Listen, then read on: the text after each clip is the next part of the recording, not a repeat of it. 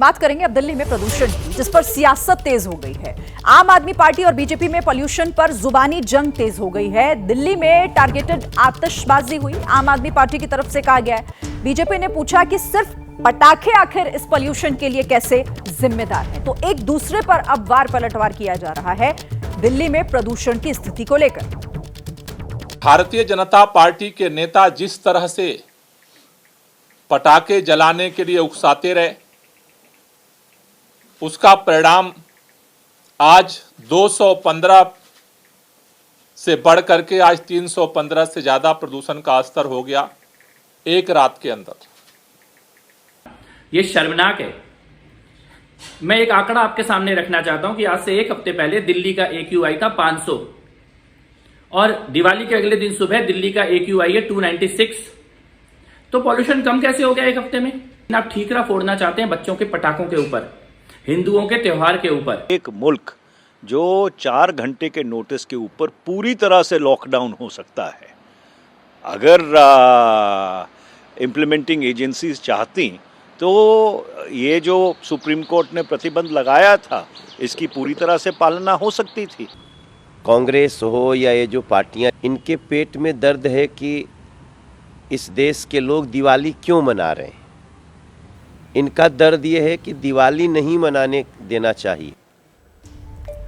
तो सबकी बयानबाजी आपने सुन ली, कैसे सिर्फ और सिर्फ एक दूसरे की तरफ उंगली उठाई जा रही है। इस पर बात करने के लिए अहमद बिलाल हमारे साथ जुड़ गए हैं। बिलाल, अब सवाल तो यही है कि दिल्ली को पॉल्यूशन से कोई बचाएगा भी या सिर्फ एक दूसरे की तरफ ही उंगली उठाएंगे?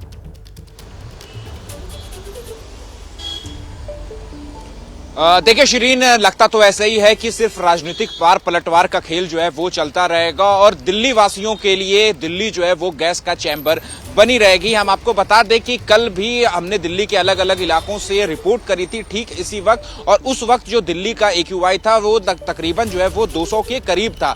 यानी कि बीते शुक्रवार को जो दिल्ली में बारिश हुई थी, कुदरत ने जो तोहफा दिया था दिवाली का, उसको हम लोगों ने संजो कर नहीं रखा। और जिस तरीके का फॉग, जिस तरीका का स्मॉग जो है, एक बार हम आपको तस्वीरें दिखा दें। इस वक्त हम इंडिया गेट इलाके के आसपास मौजूद हैं और देखिए फिर से ये स्मॉग जो है, जैसा कि देखने को मिल रहा था 10 दिनों पहले तक, वैसा ही स्मॉग जो है वो एक बार फिर से दिल्ली के आसमान पर ये धुंध की चादर जो है वो दिखाई दे रही है। अगर हम फिगर्स में बात करें तो CPCB के आंकड़ों के मुताबिक जो दिल्ली का एवरेज AQI इस वक्त है, रियल टाइम AQI अगर हम बताएं तो वो 347 है, लेकिन ये एवरेज AQI है। अगर हम बाकी के मतलब दिल्ली के अलग अलग मॉनिटरिंग स्टेशनों पर AQI की बात करें तो देखिए सारे के सारे AQI जो AQI है वो रेड मार्क हो चुके हैं।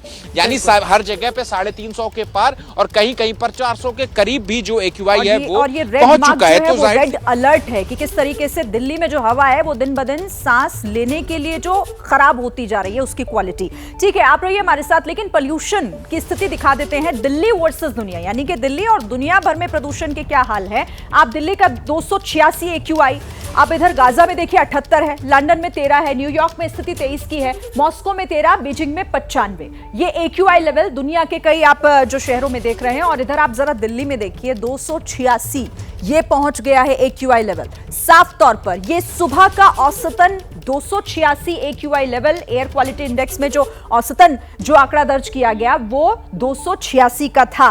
बिलाल के पास एक बार फिर से चलते हैं। बिलाल, देखिए जिस तरह से बारिश से थोड़ी सी राहत मिली थी और ऐसा लग रहा था कि दिल्ली तो अब भगवान भरोसे ही है, क्योंकि सरकारें तो कुछ कर नहीं रही हैं।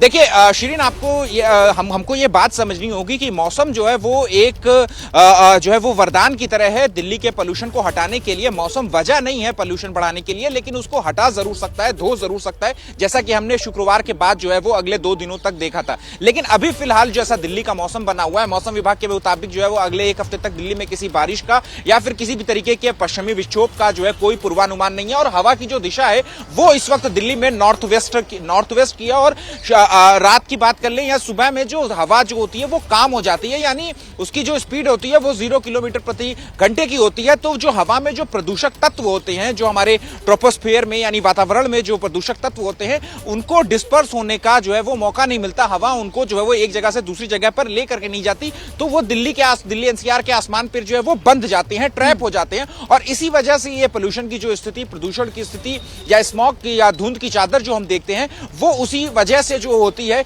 लेकिन अगर हम सरकार के कामों की हम बात करें तो जितने भी जो प्रबंध किए गए हैं दिल्ली सरकार की तरफ से, चाहे वो वाटर स्प्रिंकल की बात कर लें या बैन की बात कर लें, ग्रैब 4 जो है वो लागू हुआ है, लेकिन जमीनी स्तर पर इसका जो असर दिल्ली के पोल्यूशन का सोल्यूशन जो है वो साफ तौर पर अभी तक जो है वो दिखाई नहीं दे रहा है। कृत्रिम बारिश की जो है वो बात जरूर हो रही है 20-21 नवंबर के बाद, लेकिन कितना क्या वो हो पाता है, कितना असर डालेगा, ये देखने वाली बात होगी। जी श्री। और इसी को लेकर हैरानी जताई थी कोर्ट ने भी। सुप्रीम कोर्ट ने इस पूरे मामले पर सख्त टिप्पणी की थी, कई सवाल पूछे थे, क्या आदेश दिया गया था और क्या हुआ, जरा इस पर नजर डालते हैं। देखिए, पटाखे स्टोर करने पर पाबंदी थी, ये आदेश था। कई जगह व्यापारियों ने स्टॉक किया, हुआ ये।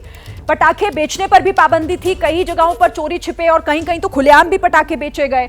पटाखे फोड़ने पर भी पाबंदी सुप्रीम कोर्ट ने लगाई थी, लेकिन जमकर आतिशबाजी की गई है।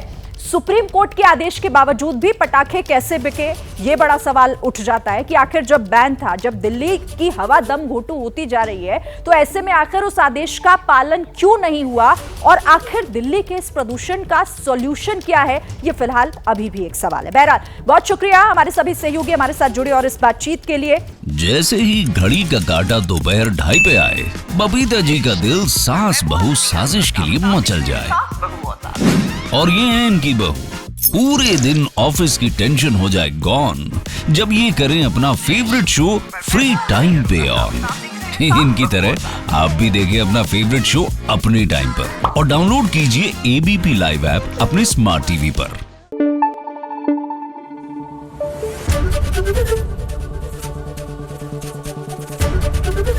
एबीपी न्यूज आपको रखे आगे।